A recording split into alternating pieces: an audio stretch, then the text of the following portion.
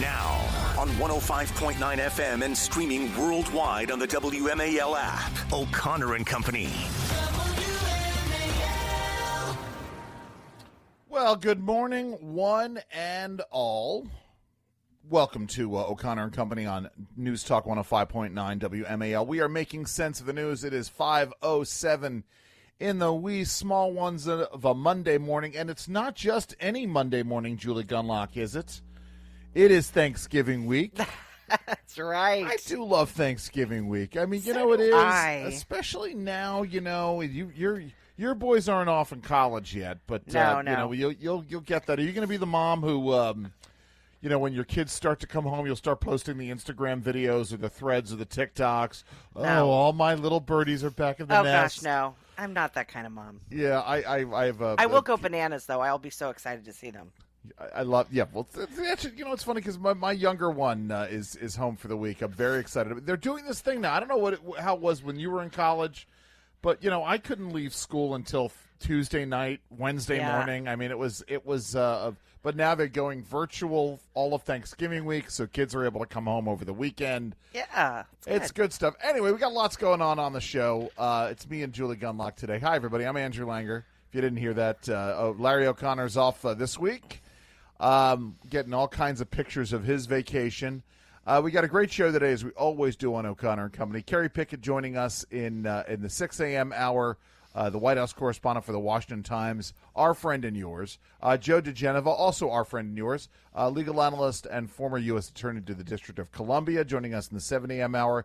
And Robert Spencer, author of the new book, Intifada on the Hudson, The Selling of Zoran Mamdani. We're going to talk to him about Mamdani's visit. We may ask him about what's going on in Minnesota with Al-Shabaab as well. But the big news, Julie, I did Newsmax on Saturday morning in between, you know, dinner time on Friday night and 7 a.m. Saturday morning of my Newsmax appearance. We got a resignation news, did we not? Yes, we did. I know. You're not shocked. I was shocked by Marjorie Taylor Greene's resignation. Yeah, she made the announcement that on January 5, she is stepping away from Congress because, you know, she's given too much good service. What did you make of her announcement? Well, I was really surprised. I mean, she has always sort of presented herself as this fighter, right? Yes. And nothing's going to get me down, and I'm going to fight, and I'm fight, like Trump, right? Yes. And she always presented herself as, and then it was just sort of like, Trump doesn't like me anymore, so I'm out of here. Yeah, and how dare he? It just seemed a little strange, I have to say, a little unlike her, because you kind of got the sense, and I've always gotten the sense that she kind of loves the controversy and loves the drama that goes along with her. So, I mean, here was the ultimate drama moment of Trump basically dissing her. And she suddenly was just like, nope, I'm done. So it was really surprising. Then I heard other things like she resigned within like 2 or 3 days. I guess at some point you earn, after 5 years, you earn like a retirement through you're vested. You earn a retirement. Yeah, you've done good service to the country, so you get your cushy pension. So she's got her, gold-plated insurance now and her retirement benefits from Congress. And again, she resigned literally like within 2 or 3 days of that. So, of getting it, getting it. So I don't know. It all seems a little strange to me. I know she's wealthy, independently wealthy. She has like a big construction business in her state.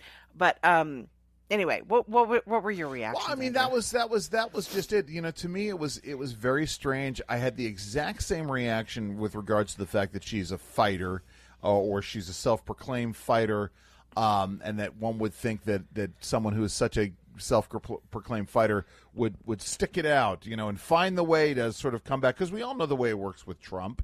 You're his enemy one day and or his punching bag one day, and you're his best friend the next.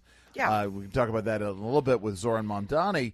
But the reality is, I of course am thinking, well, what's next on the horizon for MTG? The View, right? Well, that's obviously Meghan McCain. Meghan McCain, Mrs. Ben Domenech says that here. I knew she was going to be the next Lots co-host of people The were View. saying it, Andrew. Yes. Lots of people were going, I see. That would be. She would be a fascinating addition to the panel Andrew. on The View. Give me a break. Oh, in the same way that a train wreck or a NASCAR crash is fascinating, Julie Gunlock. Listen. It's the Babylon Bee wrote. The average IQ in Congress expected to rise significantly after MTG resigns. I would actually say the same thing if MTG shifted over. I will say that if she shifted over to The View, the average IQ would rise over there as well. Yes, it would be that is true. An even trade. But, there are some folks who are saying that she's going to run for governor of Georgia. There are some folks saying that she is going to run for president of the United States. Oh, please. Well, no, listen. I mean, let's face it, right? You have to be incredibly self-possessed, both to be a politician, a major national politician in the United States, and to run for either governor of a state or president of the United States. I think that MTG has that self-possession. This is her resignation, or her announcement of her resignation, of course, on social media. Let's play cut number 1, Michael. America first should mean America first and only Americans first, with no other foreign country ever being attached to America first in our halls of government.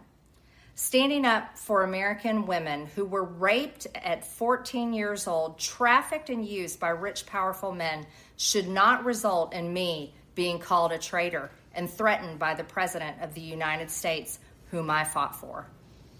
However, while yes, hurtful, my heart remains filled with joy, my life is filled with happiness, and my true convictions remain unchanged, because my self-worth is not defined by a man, but instead by God, who created everything in existence.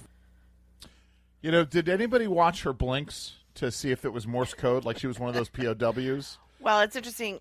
She's referring to the Epstein files, obviously, right, and how course. she fought for the release of those. And there's really good reasons for why those files should not have been released. You've got people in those files who might have had correspondence with Jeffrey Epstein, right, for business matters or for totally legitimate reasons. The man was a businessman, was a very powerful businessman and a very powerful investor.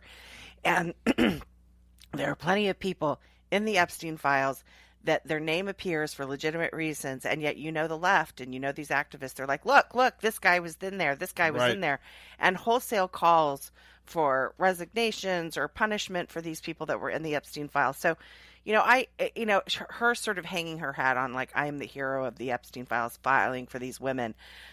People who objected to it were not wanting to deny those women justice. They wanted to protect innocent people who may be in the files and whose names will be bandied about, even though it was a perfectly legitimate reason. So she kind of drives me crazy. She drove me crazy throughout the Epstein thing, and I think that she saw it as a way to ingratiate herself with the left, and I do think that she enjoyed a little bit of sort of some nice treatment from the left, but I am surprised she's throwing in the towel. Listen, who knew she was so thin-skinned? I'm sorry, I'm going to say it. I mean, who knew? Yeah. I mean, it's like something.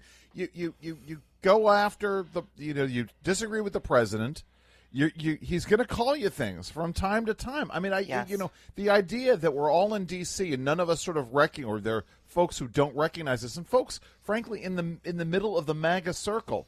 I mean, I got a real deep and abiding concern for folks who are well within the MAGA circle who don't quite understand the dynamic that works here. Listen, we got so much more to get to, but first, it is 5:15 a.m. WMAL, making sense of the news. Live from the Home Paramount Pest Control Studios. Home Paramount, the leader in pest control since 1939. Here's the thing that gets me, Julie Gunlock, about this Marjorie Taylor Greene resignation announcement on Friday. It's not like she hasn't been called all manner of things by all manner of people. And one would think that she, you recognize you're going to get into politics. You're going to take controversial positions. Sometimes you're going to get crosswise with the President of the United States. Yet here she is. Let's play cut number 2, Michael. And I do not want my sweet district to have to endure a hurtful and hateful primary against me by the president that we all fought for, only to fight and win my election while Republicans will likely lose the midterms, and in turn be expected to defend the president against impeachment after he hatefully dumped tens of millions of dollars against me and tried to destroy me. It's all so absurd and completely unserious. I refuse to be a battered wife, hoping it all goes away and gets better. If I am cast aside by the president and the MAGA political machine and replaced by neocons, big pharma, big tech, military-industrial war complex, foreign leaders, and the elite donor class that can never, ever relate to real Americans. Got it. So, but the crux is she's angry. She's angry the president is dumping millions into her primary. I mean, that's the thing. As though between now and, let's say, the primary season, she couldn't mend that fence, Julie.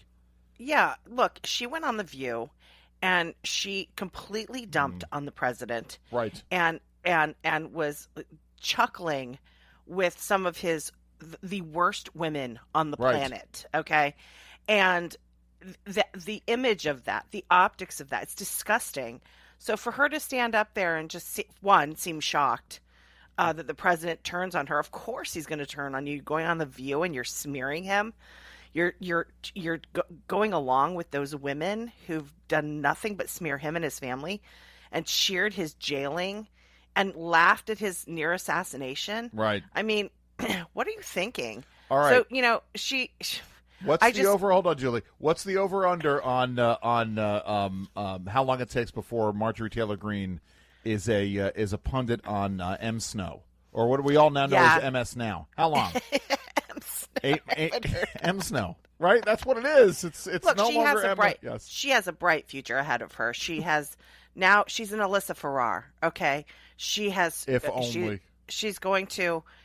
She's going to fully turn on MAGA. She will turn. She's already turned on the president. Right. She will turn on MAGA, and she will have a very lucrative career sidling up to her new friends on the left. And I wish her the best. Remember, let me give this warning to Marjorie Taylor Greene. CNN only has two kinds of Republicans, with the exception of Scott Jennings. Every other Republican on CNN is either a never Trump Republican or someone that they think that they can make look stupid. She is going to be. She is going to be the keynote speaker at the next. What's that? Principles Heath Mayo. Principles First. I don't know. Is this the Lincoln Project? Lincoln Project. Bulwark, wait. The Bulwark. That's Bulwark. it. She's going to be a columnist.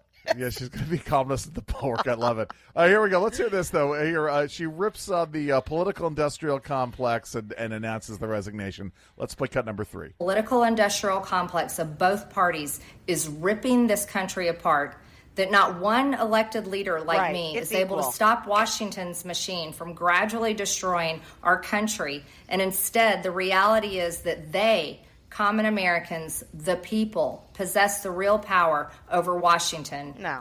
Then I'll be here by their side to rebuild it. No. Until then, I'm going back to the people that I love, to live my life to the fullest, as I always have. And I look forward to a new path ahead. All right, that's enough. I'll be resigning. Hold on. The last day being January 5th, 2026. And I look forward to seeing many of you again sometime in the future. May God bless you all, and may God bless America. Yeah. I look forward to seeing you all again when I'm a panelist on The View. You know, honestly, that's both sidesism. That is exactly what the left does. Yeah. It's both political parties. They're just tearing apart the country. No. No, it's the Democrats. Yes. And the fact that she just both sided this is so enraging. Right. I mean, listen, she's not fighting. I think that's exactly it. There is some relationship. She got invited onto The View. She got feted in New York, and she saw the bright lights. Something. Here's a warning to all of you, up and coming pundits who are out there. you get seduced. It's like, something? I'm reading Cameron Crowe's biography, The Uncool, and so I'm reminded of. Did you ever see the movie, Julie, Almost Famous? No. Almost. Oh, listen. Yeah, Almost Famous. Great movie. Lester Bangs is a rock. He's a rock critic, music critic, and he pulls the young William Miller aside, and he says, listen. The rock stars are going to give you booze. They're going to try to get, people to have sex with you. You're going to have a big party with them, but you can't be seduced by the rock stars because they are just going to try to use you. MTG, I'm telling you, the left is just trying to use you. Before we end this, let's hear what the president had to say. Let's play cut number 4. Are you willing to forgive Congresswoman Taylor Greene? Forgive for what? No, I just disagreed with her philosophy. She started backing perhaps the worst Republican congressman in our history, just stupid person named Massey. And I said, go your own way. And once I left her, she resigned because she would never have survived a primary. But I think she's a nice person.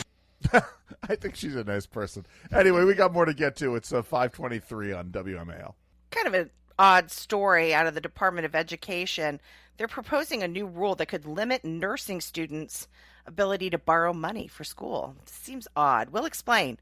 Keep it here. It's 5:30. WMAL-FM, Woodbridge, Washington, a Cumulus media station. Making sense of the news. News Talk 105.9. News now. Now on 105.9 FM and streaming worldwide on the WMAL app. O'Connor and Company. Well, good morning, one and all. Happy Monday to all of you. It is the kickoff to Thanksgiving week. I know all of you parents are happy that your kids are in their nests as you get ready to deal, or you're getting ready to go on the road. And remember, just be nice to all your friends and neighbors out there on the roads. It is, I know, I got to remind folks, Julie, it's my job in life. 537 on News Talk 105.9 WMAL. Making sense of the news. I'm Andrew Langer in for Larry this week. Hello, Julie. Good morning. That is Julie Gunlock. She's getting ready to cure her turkey. Yes. We're discussing this. We should have been talking about, what are we going to talk about this morning? No, we are talking turkey. Yeah, we're talking about turkey. Oh, yeah, there you go. Listen, great show today, obviously. It's O'Connor and Company. Of course, it's a great show. We got Kerry Pickett from the Washington Times joining us in the next hour. Joe DeGenova. If it's Monday, it's got to be Joe DeGenova here on O'Connor and Company. And then Robert Spencer at 7:35 to talk about Zoran Mamdani's Love Fest. I see it. I see a comedy act, a duo, Burns and Allen, Julie Gunlock, Burns and Allen. You've got Martin and Lewis, and now Abbott and Costello, and soon it's going to be Mamdani and Marjorie Taylor Greene together again. There you go. She put chocolate in his peanut butter, et cetera, et cetera, et cetera. Anyway, listen, the weekend, Friday came around. If you don't know me, you know that I do. I spend my days when I'm not on the air dealing with the regulatory state and trying to interpret, trying to read the tea leaves, Julie Gunlock, as to what the executive branch is doing. Yeah. This story cropped up on Friday, hue and cry. My wife brought it up to me over the weekend. Lots of concern because the Department of Education put out a final rule late last week. I'm not going to go through the whole regulatory process. I see it. The only thing that Heather doesn't want us to talk about more than food on the air is for me to get and geek out on the regulatory process. The bottom line is that Congress passes a law and the agencies interpret and enforce those laws, and they do that through when they are making changes to federal policy, they do it through this regulatory process. Yeah. And this, and I don't know, this is interesting because they've proposed a new rule. It's a final rule that was put out. Comments were due in August, I think, maybe September. And among the things, it has to do with student loan forgiveness. Now, Julie, I don't know if you remember this. You may not. But during the Biden administration time frame, all kinds of loans were just being forgiven willy-nilly. Do you remember this? The Biden administration just, Yes. we just and Congress was like, Free no, stuff. you Free can't stuff. do this. You Yeah. got to let us say something That's about right. it. And Congress, they passed some student loan forgiveness reforms in the One Big Beautiful Bill Act. And one of the things that they did was they put a list of how different degrees were defined as professional degrees and non-professional degrees. And Congress was very specific. And it's one of the downsides to the post. No, it's not a downside. It is one of the benefits of the post-Chevron world, the Chevron doctrine, right? Which gave agencies huge power to reinterpret the law. Congress, in the Loper-Bright decision, they overturned Chevron. They said, no. Agencies, if Congress says that you can't pollute a navigable water of the United States, you can't declare a dry patch of desert sand to be a navigable water of the United States. That's a bad thing. So Congress put out a list of professional degrees. It was left to the Department of Education to create rules surrounding this, and among the things left out of the professional degrees that are covered under these new student loan guarantee rules. Are you tracking me, Julie? I know it's hard here. Yeah. Among the things left off the list of professional degrees that changed the amount you can borrow was nursing. And so obviously folks are taking it. They're saying this is the Trump administration, and how dare the Trump administration do this, blah, blah, blah, so on and so forth. I get it. First of all, your problem isn't with the Trump administration. Your problem should be with Congress. And frankly, your problem should be with the Nursing Association, which should have been on the ball monitoring what was going on with all Andrew, of this. do you think this was a mistake? Do you think this was a mistake? Yeah, I do at the end of the day. I think this was a mistake on the part of Congress. I think if you're going to include if you're going to include doctors on the list of professions that should be able to borrow a little bit more, well, okay, yes, I do think it was a mistake. On the other hand, we do have to recognize, Julie, I know I'm going to sound like I'm going to speak out of both sides of my mouth. There is a downside to federal student loan guarantees in terms of the fact that it drives up the cost of education. Right? You and I both know that when you make it easier for people to borrow money and the federal government is going to guarantee your loan amounts, it gives these higher education institutions a bit of a cushion, doesn't it? Yeah. Right? What it does at the end of the day is it makes it easier for them to raise tuition rates. That's right, of course. Right? So on the one hand, yeah, right now we have high tuitions. We want to encourage more people to go into the medical field, the nursing field. We can get into the other stuff, and frankly, physician's assistants as well. I don't want to poo-poo the good folks who are PAs, and they are PAs, not associate physicians. I'm sorry, but not sorry, but you are physician's assistants. You do great work. We want to encourage people to go into those things, and we want to make it cost-effective for them to do so. So right now, they're faced with the problem of it's very expensive, and they're going to have to borrow money to do it. And we should make it easier for them to incur those debts right now. But this is the problem, right, Julie? I mean, I know this is a lot to take in. Your immediate reaction. You've explained it well, but we're gonna have a total freak out from the nurses because of this. So I hope, it doesn't seem fair to me. So I hope those changes are made. Right. I mean, basically, guys, what has to happen is Congress has to pass in the next bill. They have to pass a measure saying that nurses and physician's assistants are included in this list of professions that are covered under this. But by the way, no one is saying that nurses are not professionals. Certainly not the Trump administration. We know exactly how this is going to be spun. Right. And I think, frankly, Congress is not saying that as well. This is the problem. By the way, it also underscores the problem with having massive bills like this because it makes it hard for people to pay attention. We got more coming up. It's 5:44 on WMAL. Mark Levin, weekdays 6 till 9 on 105.9 WMAL, making sense of the news. So, Julie brought up this sad story that's out there. Caroline Kennedy's daughter, Tatiana Schlossberg, is dying and had a very poignant essay in the New Yorker. Yes, the New Yorker over the weekend. Julie, this struck you. I mean, this hit close to home for you, didn't it? Well, I mean, not really. I mean, I can't. I certainly can't. As a mom, yes, as a mom, yes. She's 35. She's 35 years old. A very young mother, and she has less than a year to live. She has blood cancer. She has a form of leukemia, very aggressive. She's been put on she's in a clinical trial that didn't seem to work. She writes, as you pointed out poignantly over at the New Yorker about this. It is an incredibly sad read. Yeah. And, she discovered this. After having her second child, so she had her second child, within hours of giving birth, her doctor noticed something was wrong with her blood.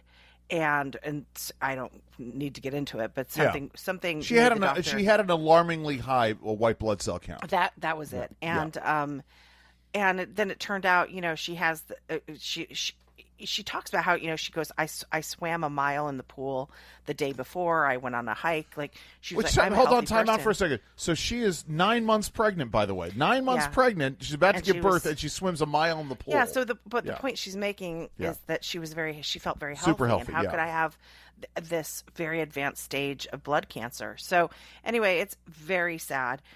Unfortunately, a lot of people look. I recommend this article to everybody because it really is really beautifully written and very sad. But of course, she takes pot shots at her uncle, RFK Jr., and in some bizarre way, kind of suggests that she's in this situation because of his policies. She says that he fired senior scientists. Right. I don't know that you can really connect those dots, but they're just a warning to people. This came up yesterday at a conversation I was having with somebody. I was talking about cancer treatments in this Novartis visit that I did a couple of weeks ago, and how they have 18 drugs in the pipeline. And someone said, well, maybe RFK Jr. shouldn't be firing, so many people. And this is the milieu. But by the way, Julie, I'm going to take great issue with the New Yorker, by the way, who is like a bunch of carrion feasting on a corpse. Literally, they're like, oh, yeah, she's a Kennedy. She's going to take pot shots at RFK. So they're going to feast on her corpse, literally, to put the... I'm sorry, go ahead. No, I agree. It's kind of gross, but I mean, I believe she wrote this. Yeah. And look, we know RFK has taken pretty serious abuse from his family. I mean, as a group, they came out and said he's an embarrassment. Actually, Tatiana Schlossberg in her essay calls him an embarrassment. Right. And his entire family came out against him. They've been incredibly cruel to RFK. So I'm not exactly surprised that she did it as well in this really poignant essay. Again, I do recommend it to people. I think it is a very sad, article, and she writes very bravely about her own situation. That particular part of it wasn't exactly a joy to read. But again, very sad news in the Kennedy family. And this is the other thing I will tell you, that Jack Schlossberg, he's running for Congress. Right. And I imagine this is a big stress on the family. And obviously he knew about this cancer, but it makes me even more doubt his character, that he would do this campaign when his family is going through this. Well, listen, it's his time. It's his time for running. Julie's got to run. Nothing's going to deter him. He's a Kennedy running for office in Massachusetts, so Kennedy's got a Kennedy here. Yeah. Well, this family probably doesn't really need that right now. That glaring attention. Yeah, she writes. She writes in this article. My uncle, previously a Democrat, he was running for president as an independent, but mostly as an embarrassment to me and the rest of my immediate family. Got it. Yeah. Yes. So there you go. Sorry, Julie. Go ahead. No, I think that this again is this incredibly painful, poignant article that she is writing about. She's a young mother, 35 years old. She is going to die within the year, or I'm sorry, not within the year, but in less than a year. She says, I have less than a year to live, and she takes a moment to take a pot shot at RFK Jr. It's just strange. That family seems a little bit unhinged when it comes to him, and it's unfortunate. But again, the article itself, it is a It's worth a read. This is why I'm saying, I have no doubt that Tatiana Schlossberg, wrote this article. I'm sure she wrote it, but it's the fact that I'm sure there was a New Yorker editor who heard about this and said, something? Wow, we got I perfect think the opportunity. Kennedys Yeah, can now it's a probably get perfect anything opportunity to published. make it personal. She could have written on watching paint dry, Right, of and course. they would publish it because she's a Kennedy. But so. so here you go. It's this idea we want to go after the Trump administration. We want to go after what they're doing over here. And so I watched as Bobby cut nearly $500 million of research into mRNA vaccines, technology that could be used against certain cancers. Listen, I get it. You're angry. You are being robbed of your life. You're being cut down. Bobby Kennedy is not the reason for it, even if he is your uncle. It's 5:53 here on O'Connor and Company, WMAL.